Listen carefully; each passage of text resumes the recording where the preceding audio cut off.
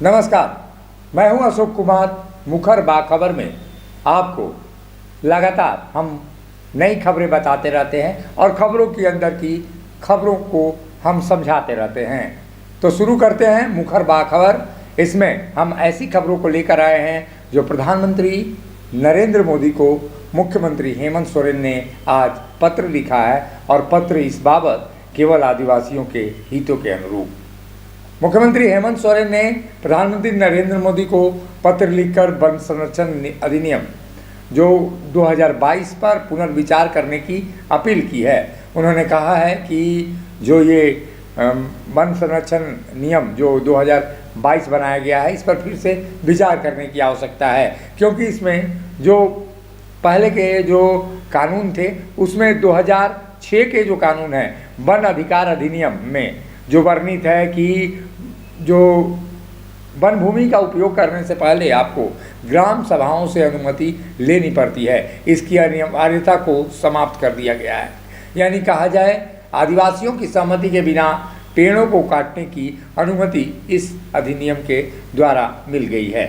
तो ये विरोध किया है मुख्यमंत्री हेमंत सोरेन ने। आदिवासियों का हित इसमें सुरक्षित नहीं है। उन्होंने पत्र में बड़ा पत्र लिखा है और पत्र में मार्मिक ढंग से ये भी समझाने का प्रयास किया है कि आदिवासी किस तरह से प्रकृति से जुड़े हुए हैं और वन उनकी किस तरह से नज़दीक हैं। वनों के बिना उनकी कल्पना किया जाना बेकार की बातें हैं। ऐसे में उनकी सहमति के बिना पेड़ों को काटना उनकी भावना पर कुठाराघात है। मुख्यमंत्री ने यह भी कहा है कि झारखंड में 32 प्रकार के जनजाति रहते हैं जो प्रकृति के साथ समरसतापूर्वक जीवन व्यतीत करते हैं। ये पेड़ों की पूजा और रक्षा करते हैं।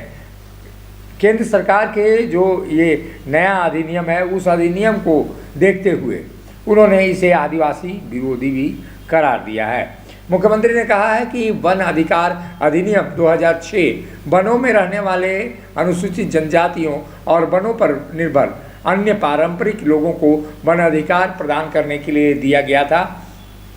देश में करीब 20 करोड़ की जो लोग हैं, 20 करोड़ की आबादी जो है उसमें प्राथमिकी आजीविका वनों पर निर्भर है और ऐसे में 10 करोड़ लोग वनों के रूप में एक वर्गीकृत भूमि पर रहते हैं और ये नियम उन लोगों के अधिकारों को समाप्त कर देंगे। इसलिए इस पर पुनर्विचार की आवश्यकता उन्होंने बताई है और इस तरह से उन्होंने बड़ा सवाल खड़ा किया है केंद्र सरकार पर भी कि केंद्र सरकार ने जो आदिवासी समुदाय है उसकी सहमति के बिना उन्होंने किस तरह से इसमें बदलाव लाया है। ये बदलाव एक तरह से कहा जाए मुख्यमंत्री का पत्र लिखा जाना आदिवासियों के प्रति हितैषी होने का एक बड़ा यूँ कहा जाए और दूसरी ओर केंद्र सरकार को आदिवासी विरोधी करार देने की मंशा भी है। यानी कहा जाए जो केंद्र सरकार और राज्य सरकार के बीच जो रस्साकसी चल रही है ईडी, सीबीआई और आयकर विभाग के जरिए, वो अब कानूनों के जरिए दिखाई दे रही है। और जिस तरह से सरना कोड की बातें हों या जो वनाधिकार कानून में जो संशोधन हुआ है 2022 में जो ये आया है उसमें कहीं ना कहीं ये बातें अब उभर कर सामने आ रही हैं कि आदिवासियों का इसमें हित सुरक्षित नहीं दिखाई दे रहा है और आदिवासी इसमें कहीं ना कहीं पीछे होते जा रहे हैं। तो मुख्यमंत्री हेमंत सोरेन ने ये पत्र लिखकर निश्चित रूप से आदिवासी समाज को साधने का प्रयास किया है। आदिवासी समाज को यह जताने का उन्होंने प्रयास किया है कि आदिवासियों के सही मायनों में वो हितैषी हैं। बीजेपी आदिवासियों के विरोध में खड़ी है। ये मंशा है मुख्यमंत्री हेमंत सोरेन की और उन्होंने जिस तरह से पत्र लिखा है और कई बातें उन्होंने बताई हैं इस पत्र के बाबत, तो उन बातों का सार यही नज़र आता है कि कहीं ना कहीं बीजेपी को आदिवासी विरोधी करार दिया जाना भी है, क्योंकि बार बार आदिवासियों के वोट बैंक को लेकर ही लगातार प्रयास हो रहा है और राष्ट्रपति द्रौपदी मुर्मू का राष्ट्रपति चुना जाना केवल आदिवासी होने की योग्यता रखता है, अन्यथा उनमें कोई योग्यता थी या नहीं ये मैं नहीं कह सकता। हालांकि अब वो राष्ट्रपति हैं, महामहिम है, इसलिए टिप्पणी उचित नहीं होगी, लेकिन आदिवासी वोट बैंक को साधने के लिए बीजेपी का ये प्रयास था। दूसरी ओर हेमंत सोरेन लगातार आदिवासी वोटों पर अपना एकाधिकार पाना चाहते हैं और कुल मिलाकर बातें कहें तो लगभग 80% जो आदिवासी वोटर हैं वो हेमंत सोरेन के पक्ष में हैं। तो यह मुख्यमंत्री की हेमंत सोरेन का जो पत्र है प्रधानमंत्री को कहीं ना कहीं आदिवासियों को लुभाने वाला है, आदिवासियों के लिए निश्चित रूप से एक तरह से वोट बैंक को रिझाने वाला भी है। दूसरी बड़ी खबर की ओर अब चलते हैं। मुख्यमंत्री हेमंत सोरेन ईडी की पूछताछ के दौरान जो जोहार आशीर्वाद यात्रा की शुरुआत कर रहे हैं। ये यात्रा 8 दिसंबर से गढ़वा से प्रारंभ होगी और गढ़वा से प्रारंभ होकर सीएम हेमंत सोरेन इस यात्रा में कई चीज़ों का उल्लेख करेंगे, राज्य सरकार की उपलब्धियों का भी वो बखान करेंगे। वहीं जो यात्रा शुरू होगी उसमें 3 चरण बांटे गए हैं। 3 चरण में पहले चरण में पलामू प्रमंडल के ज़िले और कई और ज़िले भी हैं, 6 ज़िलों को पहले दौर में शामिल किया गया है। दूसरे चरण और तीसरे चरण में 9 ज़िलों को शामिल किया गया है। हालांकि कांग्रेस के पास कोई आधिकारिक इसकी सूचना नहीं है, लेकिन राजद इन दिनों रेस हो गया है।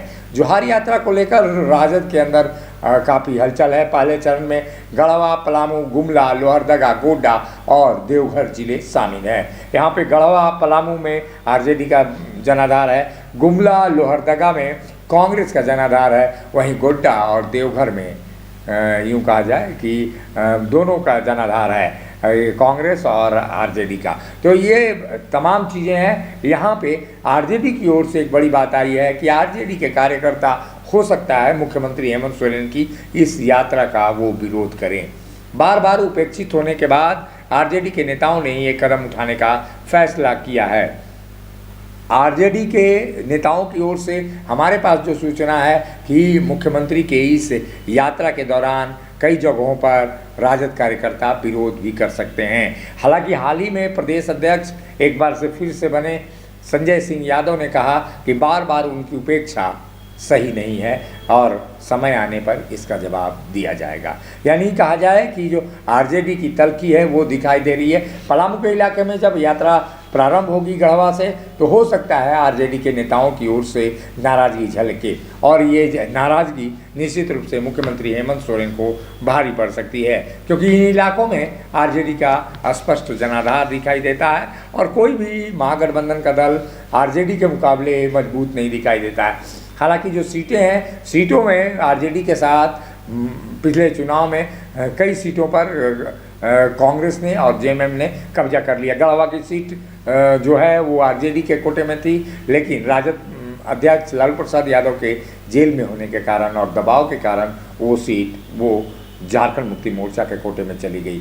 दूसरी ओर लातेहार की जो सीट है, लातेहार में झारखंड मुक्ति मोर्चा का कोई नाम लेवा भी नहीं था, लेकिन बैद्यनाथ राम पार्टी में शामिल हुए और उसके बाद से जबरन आरजेडी के कोटे से वो सीट छीन ली गई। उसके बाद तीसरी सीट अगर बात करें तो विश्रामपुर की सीट है। विश्रामपुर सीट भी कांग्रेस के कोटे में चली गई। यानी कहा जाए कि कई सीटें हैं जहाँ पे लातेहार, गढ़वा और कई अन्य सीटें हैं जहाँ पे आरजेडी को धोखा मिला है। तो ऐसे में आरजेडी के कार्यकर्ता बोर्ड निगमों और तमाम जगहों पर उपस्थित होने के बाद अब ये अपना सकते हैं कि मुख्यमंत्री हेमंत सोरेन को वो काला झंडा भी दिखा सकते हैं इस यात्रा के दौरान। और ऐसे में मुख्यमंत्री हेमंत सोरेन का जो उद्देश्य है वोट बैंक को इकट्ठा करना, जन समर्थन जुटाना, उसमें कहीं ये पूरी तरह से यूँ कहा जाए कहीं ये लोग कहीं ना कहीं ये प्रयास कर रहे हैं कि एक विरोध जताने का प्रयास इनकी हो रही है और इस विरोध के जरिए वो दिखाएंगे कि हेमंत सोरेन के ताकत के आगे आरजेडी की भी ताकत है। तो आरजेडी का ये विरोध रहेगा और विरोध किस रूप में रहेगा इसके लिए करना होगा इंतज़ार। फिलहाल मुझे दीजिए इजाज़त, नमस्कार। जब टूटती है आस, जब थकती है सांस, जब रूठते हैं अपने, मुंह मोड़ता है जमाना, जब अंगड़ाई लेता है संकल्प, फिर बनती है कहानी, बनते हैं अनमिट निशान। देखिए मेरे साथ संघर्ष की दास्तां।